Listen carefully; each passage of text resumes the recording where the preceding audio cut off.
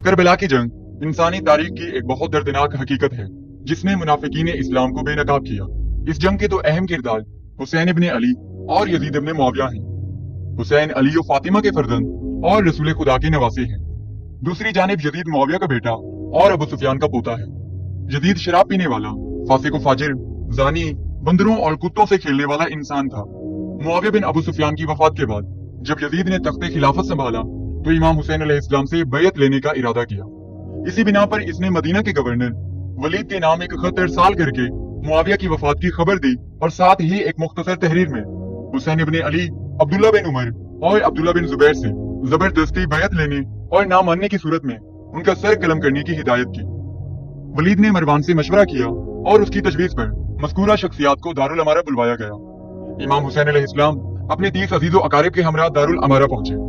ولید نے ابتدا میں معاویہ بن ابو سفیان کی وفات کی خبر سنائی اور پھر یزید کا خط پڑھ کر سنایا جس میں یزید نے حسین سے اپنے لیے بیعت لینے کی تاکید کی تھی۔ اس موقع پر امام حسین علیہ السلام نے ولید سے مخاطب ہو کر فرمایا، کیا تم اس بات پر راضی ہو کہ میں رات کی تاریکی میں یزید کی بیعت کروں؟ میرا خیال ہے کہ تمہارا مقصد یہ ہے کہ میں لوگوں کے سامنے یزید کی بیعت کروں۔ ولید نے کہا، میری رائے بھی یہی ہے۔ امام حسین علیہ السلام نے فرمایا، بس کل تک مجھے مہلت دو تاکہ میں اپنی رائے کا اعلان کروں۔ حاکم مدینہ نے دوسرے روز عصر کے وقت اپنے افراد کو امام علیہ السلام کی طرف بھیجا تاکہ آپ سے جواب وصول کرے۔ امام حسین علیہ السلام نے یزید کے خط کا جواب دیا کہ مجھ جیسا تجھ جیسے کی بیعت کبھی نہیں کرے گا۔ اس خط کے جواب کے بعد یزید نے امام حسین علیہ السلام پر مدینہ کی سرزمین کو تنگ کر دیا اور اسلام کو محض تخت کا کھیل بنا دیا۔ قرآن و احادیث میں رد و بدل عام ہو گئی۔ اسلام اپنی آخری سانسیں لینے پر مجبور ہو گیا۔ حالات کی نزاکت کو دیکھتے ہوئے امام حسین علیہ السلام نے 28 رجب کو مدینہ سے مکہ سفر کا آغاز کیا۔ امام حسین علیہ السلام نے اپنی تحریک کے آغاز میں فرمایا، میں اپنا وطن کسی شر و فساد پھیلانے اور ظلم و ستم کرنے کی خاطر نہیں چھوڑ رہا ہوں، بلکہ مدینہ سے میری روانگی کا مقصد یہ ہے کہ میں اپنے نانا رسول خدا کی امت کی اصلاح کروں۔ امام حسین علیہ السلام نے رات کے وقت اپنی مادر گرامی حضرت فاطمہ زہرا اور اپنے بھائی امام حسن کی قبر مبارک پر حاضری دی، وہاں نماز پڑھی اور وداع کیا، اور صبح سویرے اپنے اہل و عیال، بھانجے بھتیجے اور بہنوں کے ساتھ سفر شروع کیا۔ رسول خدا صلی اللہ علیہ وآلہ وسلم کی زوجہ جناب ام سلمہ کو جب اطلاع پہنچی کہ حسین مدینہ سے جا رہے ہیں تو امام حسین علیہ السلام کے پاس آئیں اور عرض کیا، اے فرزند رسول، آپ عراق کا سفر ترک کر دیں اور مجھے مزید غمگین نہ کریں۔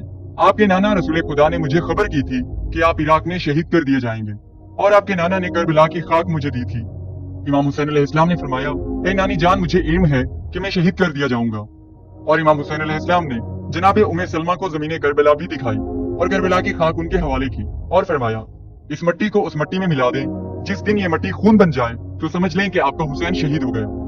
مدینہ سے روانہ ہو کر آپ 3 شعبان کو مکہ معظمہ پہنچے تو مکہ کا گورنر سعید ابن عاص مکہ سے بھاگ کر مدینہ چلا گیا اور وہاں سے یزید کو مکہ کے تمام حالات سے باخبر کیا، اور ساتھ ہی ساتھ یہ بھی لکھ دیا کہ حسین ابن علی کی طرف لوگوں کا رجحان بڑی تیزی کے ساتھ بڑھ رہا ہے۔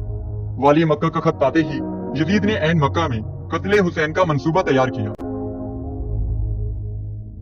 امام حسین علیہ السلام کو مکہ میں پہنچ کر ابھی زیادہ عرصہ نہیں گزرا تھا کہ عراق کے لوگ معاویہ بن ابو سفیان کی وفات سے باخبر ہوتے ہیں اور انہیں پتہ چلتا ہے کہ حسین ابن علی اور ابن زبیر نے یزید کی بیعت کرنے سے انکار کر دیا ہے۔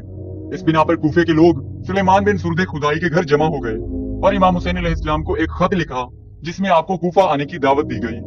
اس خط کو بھیجے ہوئے ابھی 2 دن بھی نہیں گزرے تھے کہ کوفہ والوں نے مزید 150 خط آپ کے نام لکھے۔ ساتھ ہی یزید نے سازش کی اور کوفہ سے 12,000 خطوط دوران قیام مکہ میں بھجوائے جس میں آپ سے بیعت کا وعدہ کیا گیا۔ امام حسین علیہ السلام نے صورتحال کو جانچنے کے لیے مسلم بن عقیل کو کوفہ بھیجا۔ اس وقت کوفہ کے 12,000 لوگوں نے جناب مسلم کے ہاتھ پر بیعت کی، جس بنا پر حضرت مسلم نے امام حسین علیہ السلام کو کوفہ آنے کی دعوت دی۔ یزید نے فوراً عبید اللہ بن زیاد کو کوفہ کا گورنر بنا دیا اور لوگوں میں عام کر دیا کہ صرف اس شخص کو پناہ ہوگی جو مسلم کی بیعت سے انکار کرے گا۔ حضرت مسلم بن عقیل کے اکثر ساتھیوں کو دھمکیوں یا دولت سے خرید لیا گیا۔ اس وقت حضرت مسلم جناب ہانی بن عروہ کے گھر تھے جنہیں قید کر لیا گیا۔ اس کے بعد آپ نے ایک بڑھیا کے گھر قیام کیا جس کے بیٹے نے مال و دولت کی لالچ میں ابن زیاد کو حضرت مسلم کی موجودگی کی خبر دی۔ ابن زیاد نے بڑھیا کے گھر کا محاصرہ کر لیا۔ حضرت مسلم بن عقیل نے تنہا کوفیوں سے جنگ کی۔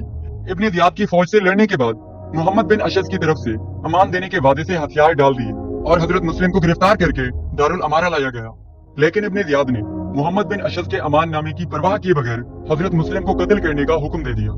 حضرت مسلم بن عقیل इमाम हुसैन अलैहिस्सलाम के लिए बहुत फिक्रमंद थे। इस वजह से आपने उमर इब्न साद को इस सिलसिले में वसीयत की। इमाम हुसैन अलैहिस्सलाम से कहना कुफियों पर हरगिज यकीन ना करें और जहां तक पहुंच चुके हैं वापस लौट जाएं। इमाम हुसैन अलैहिस्सलाम मक्का में रहकर काबा जैसे मुकद्दस मकाम पर खून बहाना नहीं चाहते थे, क्योंकि यजीद के सिपाही हाजियों की सूरत में मक्का में कत्ले हुसैन के लिए पहुंच चुके थे। तब इमाम हुसैन अलैहिस्सलाम ने हज का इरादा बदला और कूफा शहर की तरफ बढ़े।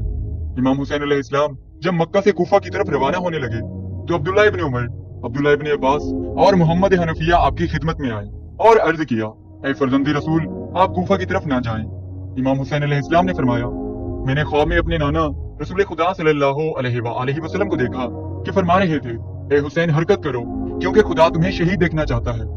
इमाम हुसैन अलैहिस्सलाम ने मक्का से कूफा की तरफ सफर जारी रखा। इब्न ज़ियाद ने तमाम रास्तों पर नाकाबंदी करवा दी।